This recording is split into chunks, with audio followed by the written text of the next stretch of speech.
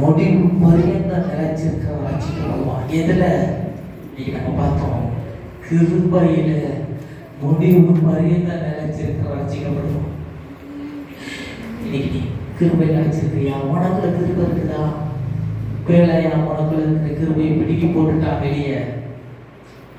உனக்குள்ள இருக்கிற கிருபையை பிடிக்கி போட்டுட்டான். மேல இருந்த தேவனுடைய கிருபை ஏன் பாவம் உனக்கு வரமாட்டது? கிருபை இல்ல. ஏன் இன்னைக்கு கர்த்தர் மேல பயபக்தி வரமாட்டது? கிருபை இல்ல. ஏன் தேவனுடைய ஆலயத்துக்கு போகணும் விருப்பம் வரமாட்டது? கிருபை இல்ல.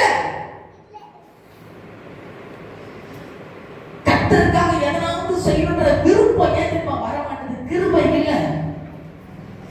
யாருக்கும் அந்த கிருபை பெருகுது, யாருக்கும் அந்த கிருபை பெருகுது. அவன் நைட்டு பகலும் கர்த்தருக்காக எதனாவது செய்யணும் வாதிக்கிறான், எதனாவது செய்யணும் அழுகிறான். அவன் கர்த்தர் ஊழியக்காரனா மாறி போயிடுறான். எல்லாரும் சீசனா அழைக்கப்பட்டாங்க. ஏன் எல்லாருமே அது பெருக மாட்டுது? அங்க மேல அந்த கிருபை குறைவா இருக்குது. நீ ஒருவேளை எவ்வளவு குறைவா இருக்குது பாரு, ஒருவேளை எவ்வளவு குறைவா இருக்குது. கொஞ்சம் மனசை தொட்டு சொல்லுங்க, அந்த கிருபை இல்லைன்னு சொன்னா நீ ஒண்ணு இல்லை. கிருபையிலே முடிவு பரியந்த நிலைச்சிருக்கு, முடிவு பரியந்த நிலைச்சிருக்க. சபைக்கு சொல்ல கிருபையில முடிவு பரியந்த நிலைச்சிருக்க.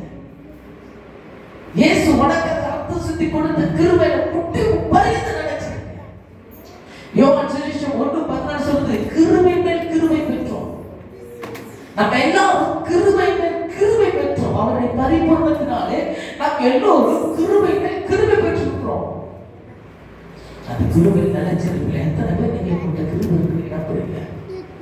எத்தனை பேர் இந்த கிருபை நிரப்புறாங்க நம்புறீங்க?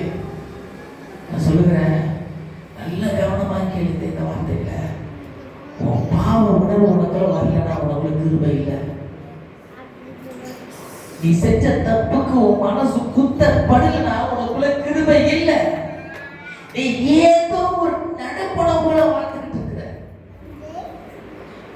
உணர்வில்லாதவனா இருக்கிறன்னு சொன்னா உனக்குள்ள கிருபை இல்லை. ஏன்னா கிருபம் பாவம் பெருகிற இடத்துல கிருபை பெருகி அந்த பாவத்தை மூடும்.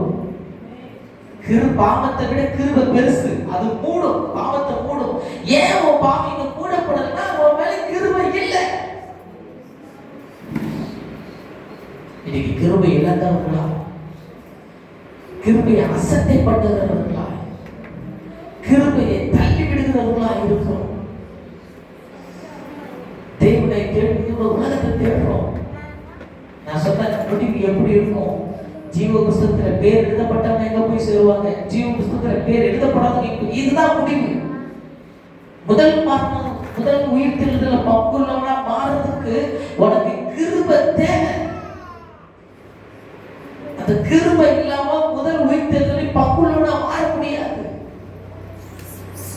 இரண்டாவது உயிர்த்தெழுதலாம் கிடையாது. அது நித்திய நகரத்துக்கு கொண்டு போய் விட்டுருவாங்க. எத்தனை பேர் ஆயத்தமா இருக்கிறீங்க? அந்த முடிவு பறிந்து எனக்கு கிருபை வேளாண் அனுபவமே மாட்டேன். அடுத்த சந்தை காதல கேட்குதுன்னா எனக்கு கிருபை தர ஆயத்தமா இருக்கிறீங்க. இந்த கிருபை தர ஆயத்தமா இருக்கிறீங்க. சத்தம் என் காதல உன் காதல இந்த சத்தம் கேட்குதுன்னு சொன்னா கர்த்தர் உன் மேல கிருபை வைக்க பிரியமா இருக்கிறார். நீ கிருபையில குறைச்சு போயிட்ட, நீ கிருபையில குறைச்சு போயிருக்கிற, ஒரு சில கிருபை அழைத்து போயிருக்கிறீங்க. ஒட்டிக்கு பரிந்த நடக்கணும்னு சொன்ன கிருபை தேவை. தாவீது 3:5 சொல்லுகிறாரு, நான் படுத்து நித்திரை செய்தேன், விழித்துக் கொண்டே தேவனே தாங்குகிறேன். அது உண்மையான டிரான்ஸ்லேட் சொல்லுது, கர்த்தருடைய கிருபை இல்லைன்னு சொன்னா காலையில எழுந்திருக்க முடியாது. கர்த்தருடைய கிருபை இல்லைன்னா காலையில எழுந்திருக்க முடியாது. நான் படுத்து தூங்கி எழுந்திருக்கிறதுக்கே கிருபை வேணுங்க. இன்னைக்கு வாழ்க்கையை கிருபை இல்லாம வந்துட்டு போறாங்க.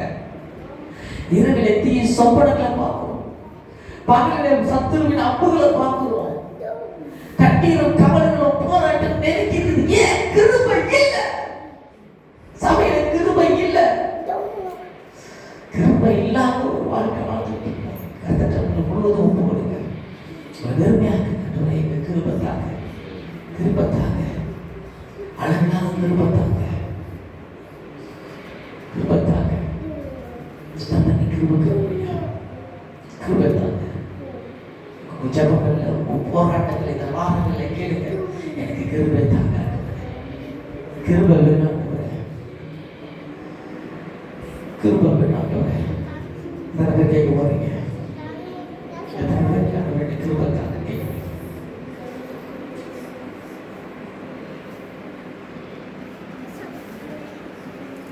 நீங்க கிருபை தாங்க.